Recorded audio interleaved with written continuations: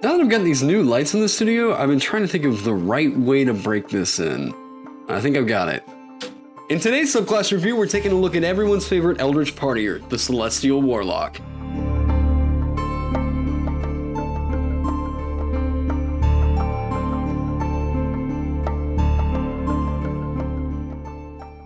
So you might be thinking, what does this character do for me that I'm not going to get out of a cleric or a paladin or whatever? Well, cleric is, narratively, I'm going to pray to this god, and this god is going to give me powers based on this domain that they preside over. You look at paladin and it's like, yes, this is an aspect of my character. This is my oath that's going to give me this great strength or whatever.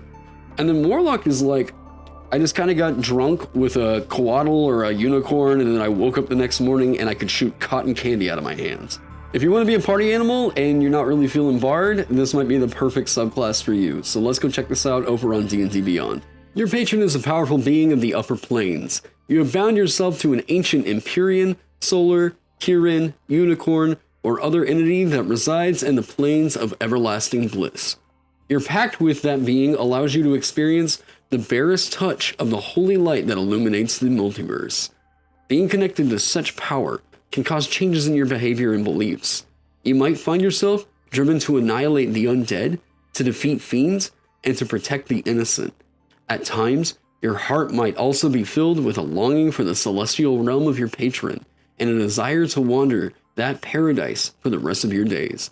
But you know that your mission is among mortals for now, and that your pact binds you to bring light to the dark places of the world. So getting into their features, as part of their expanded spell list, you can get Cure Wounds and Guiding Bolt. What I would recommend is at first level, still pick up Hex. Cure Wounds, most likely. Like, your spell slots are going to refresh on a short rest, so that's always something to keep in mind.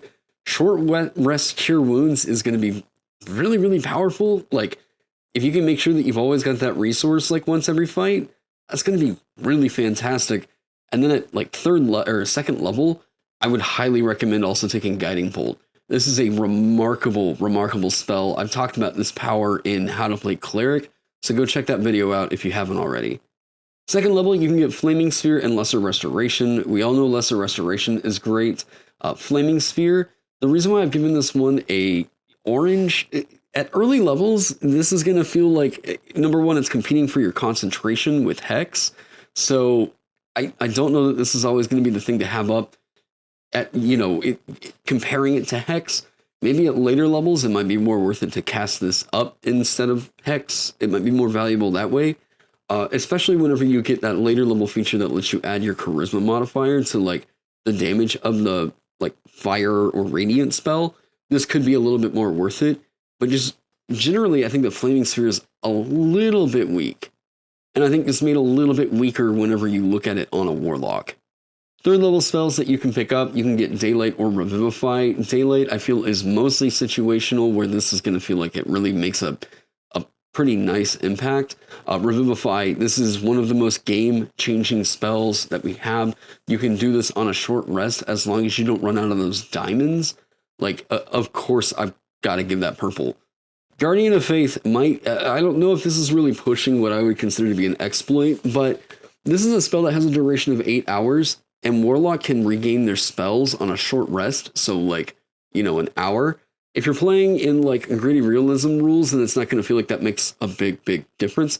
But like here, if you're doing regular, short rest, long rest rules, then Guardian of Faith, you can cast, take your rest, cast it again, take your rest, cast it again, and you've got like multiple instances of this thing. So like, I don't know if that is how that's supposed to be intended, but like, it's possible.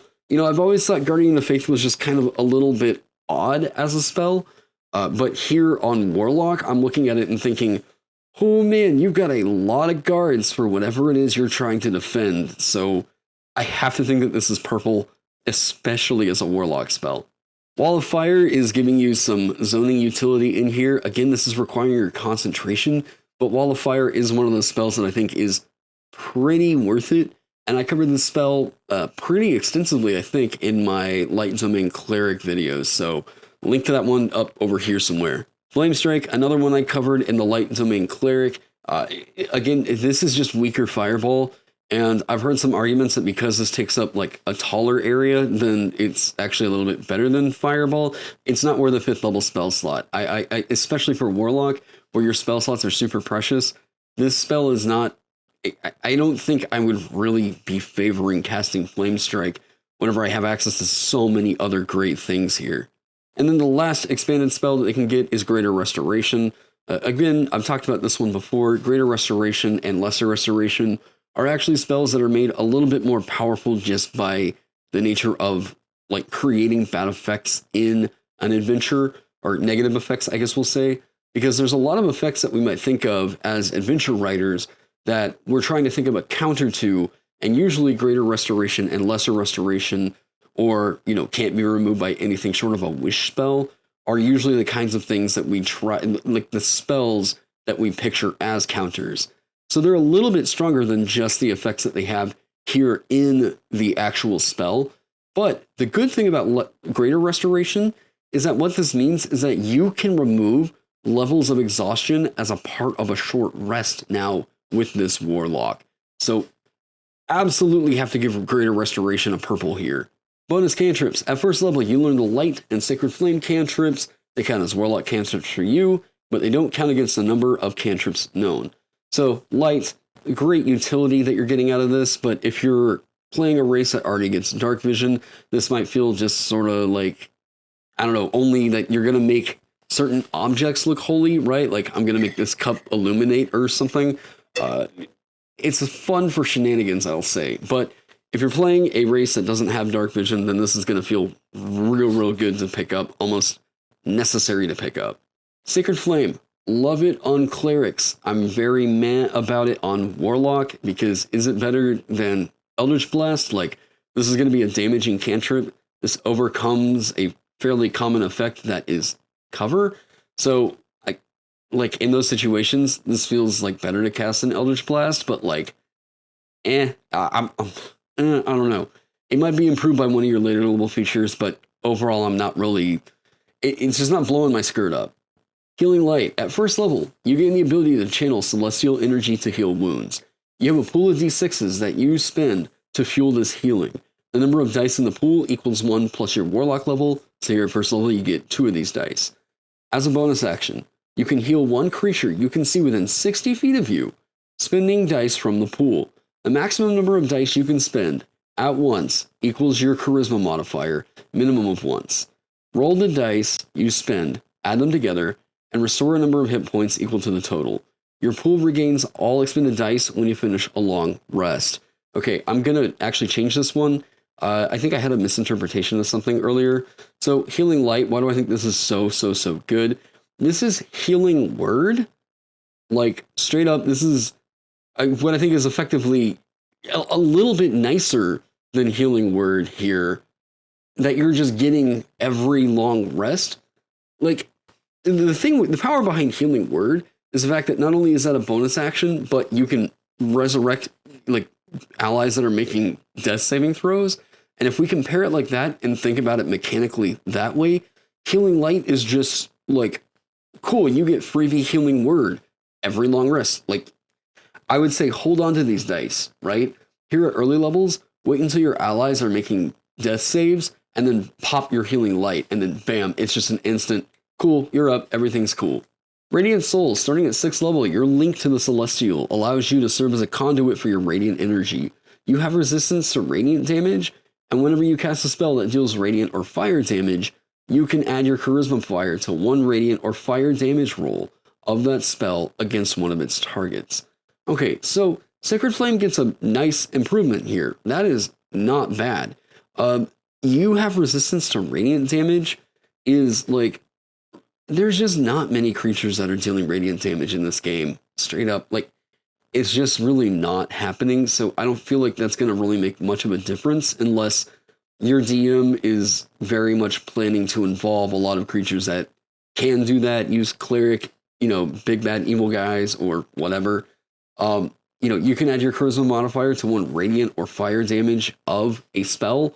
So, that's where I say Flaming Sphere might get to look a little bit better to use than Hex. Flame Strike might seem slightly better to have that additional damage. Yeah, anyways, Guiding Bolt is where I think that this really shines overall, but like Radiant Soul, I've given it a blue. I just don't think that the resistance to radiant damage is going to be impactful at all.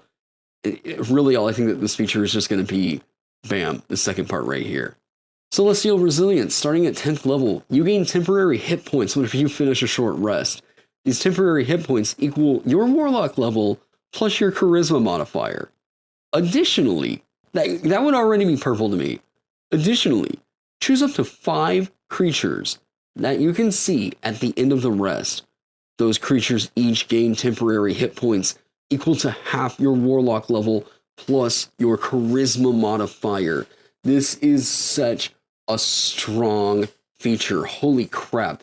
They basically just have this shield of like goodwill and sunshine and rainbows on them that is just... Okay, so at most, this is going to be to all of your buddies, 15 temporary hit points, but 5 creatures, 5 times 15, 75. So that's later levels, and then your temporary hit points are going to bring that up to 100. This means at the end of every short or long rest, you can dish out, well, okay, you get the 25, you can just dish out the 15. Like, that is so strong. I have to give this purple.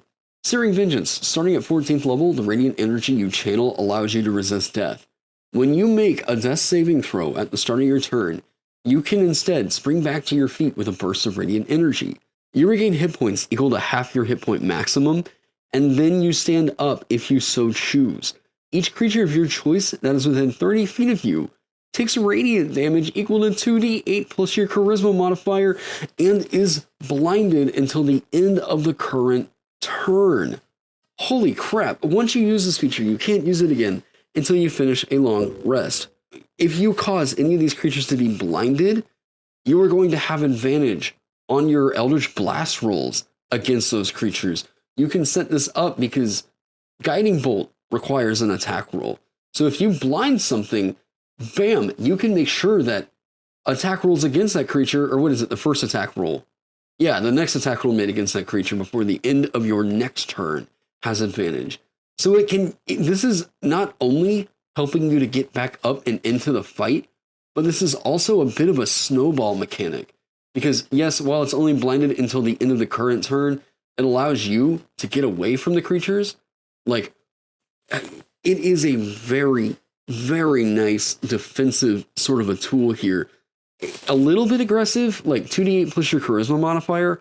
This can do a lot of freaking damage whenever we're considering how big this area is.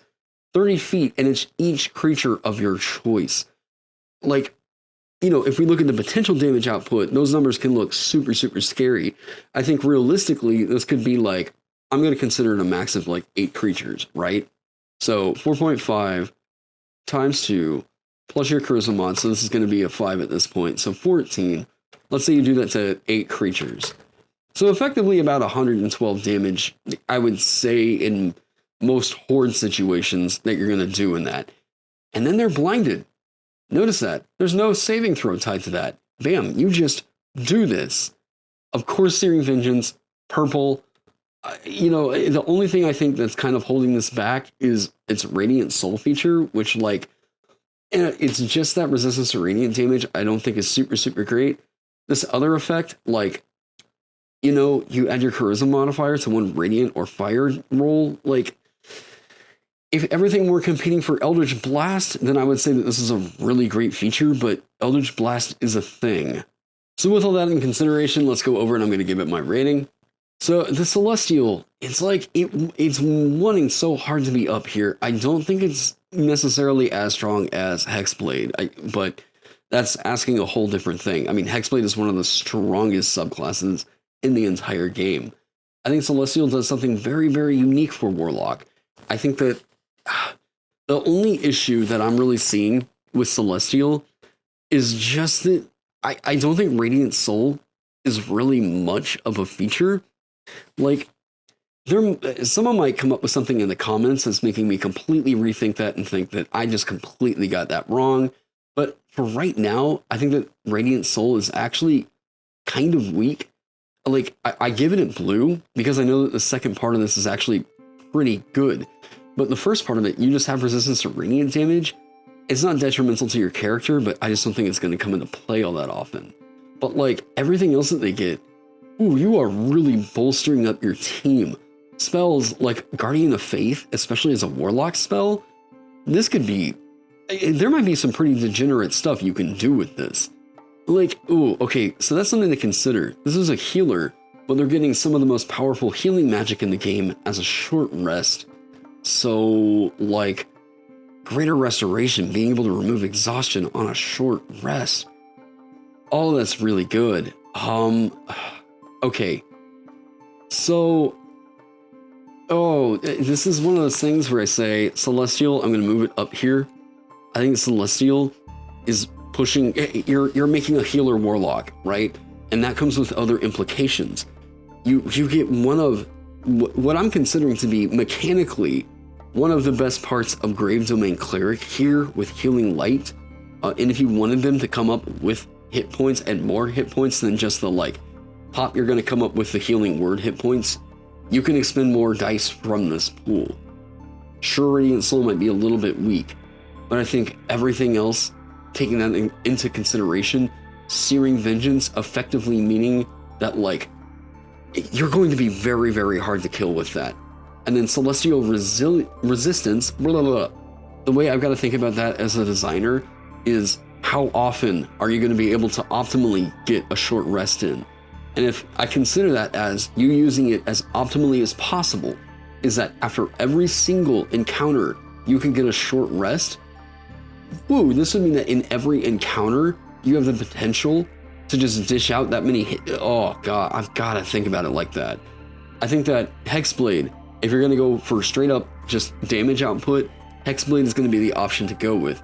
But Celestial, if you are considering a support character, I mean, this is a healer that also gets Hex and gets Eldritch Blasted. Like, oh, yeah, I'm going to move Celestial up here to S. Let me know what you think of that down in the comment section below. If you're new to my channel, I do a lot of really ridiculous design-focused Dungeons & Dragons content, so if that sounds like something that would interest you, why not go ahead and subscribe? I want to give a shout out to my February Patreon sponsors.